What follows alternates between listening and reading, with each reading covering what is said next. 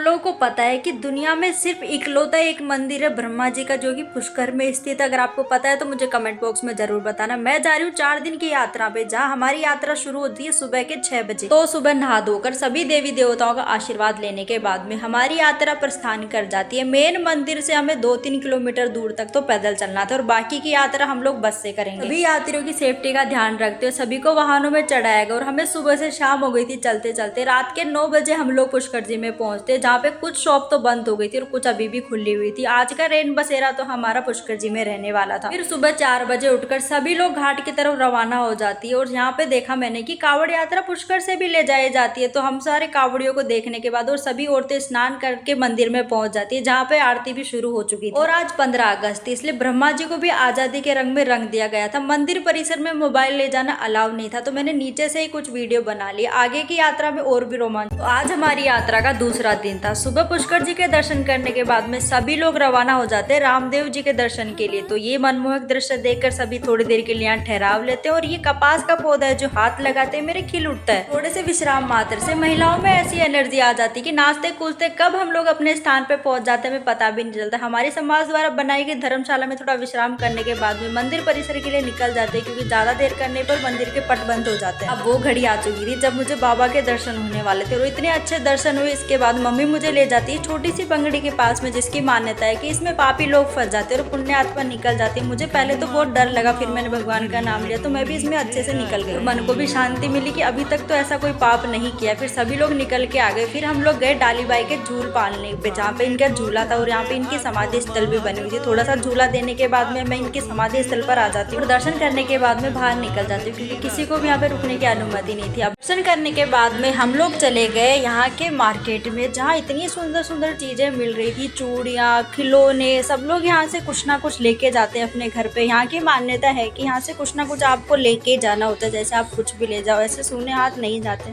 तो मम्मी तो अपनी फेवरेट चीजों पे अटक जाती है, जो कि चूड़ियाँ है। फिर यहाँ से मैंने इयररिंग्स भी परचेस किए, जो कि मैंने बहुत ज्यादा सुंदर थे। फिर मुझे छोटी मूर्तियाँ दिखी जो कि बहुत ज्यादा सुंदर लग रही थी, पर मैं यहाँ से मूर्ति नहीं लेके जाना चाहती थी, क्योंकि अभी हमारा सफर बाकी था और वो कहीं ना कहीं डैमेज हो जाती। फिर मुझे लकड़ी की ये चीजें बनी हुई दिखती, जो कि बहुत ज्यादा सुंदर लग रही थी और ये बहुत अच्छी भी थी घर डेकोर वगैरह में, मेरे काम आएगी। तो मैंने मम्मी से बोला कि छोटी चीज लेते जो क्यूट भी लगेगी, पर मम्मी तो अपने चकले पे अटक गई। ये सभी देवताओं की कॉमन बात है कि सभी ने गायों को बचाने के लिए अपनी जान दे दी। तो आज हमारी यात्रा का तीसरा दिन था। हमारी यात्रा पहुंच जाती है जोधपुर, जहाँ हमारे बाबूजी महाराज का मंदिर बना हुआ है। यहाँ पे इन्होंने भी गायों को बचाने में अपनी जान दे दी थी और जहाँ पे इनका समाधि स्थल भी बना हुआ है, तो यहाँ पे आना तो बनता था। और ये हमारे कुल देवता भी है। जोधपुर के राजा जिन्होंने जोधपुर बसाया, ये उन्हीं की चौथी पीढ़ी में पैदा हुए थे। यहाँ पे इनका पैनोरमा बना है जो वसुंधरा राज्य द्वारा बनाया गया था, जहाँ पर इनकी पूरी जीवनी के बारे में बताया गया है। यहाँ पे इनका विवाह भी बताया गया है। इनकी एक खास बात भी ये है कि राठौड़ों में आज भी 3.5 फेरे खाते हैं, क्योंकि बाबूजी महाराज ने अपने विवाह के समय सिर्फ 3.5 फेरे खाए थे। और राजस्थान में ऊँट लाने का श्रेय भी बाबूजी महाराज को दिया जाता है। ये श्रीलंका से ऊँट लेके आए थे। ये सब चीजें भी यहाँ पे बताई गई और बहुत अच्छे से अंकित भी की गई है। फिर हम लोग चले जाते हैं जहाँ इनका मेन युद्ध हुआ था, जहाँ ये गायों को बचाते हुए वीर गति को प्राप्त हो गए थे। इस स्थान पर जाकर बहुत ही ज्यादा बुरा भी लगता है, क्योंकि यहाँ पे सभी लोग मरे कटे थे। तो यहाँ पे छोटे छोटे स्तंभ बनाए गए थे, जहाँ पे सभी के बारे में बताया जो जो मरा था, और यहाँ पे लिखा भी गया जो मेरे से नहीं।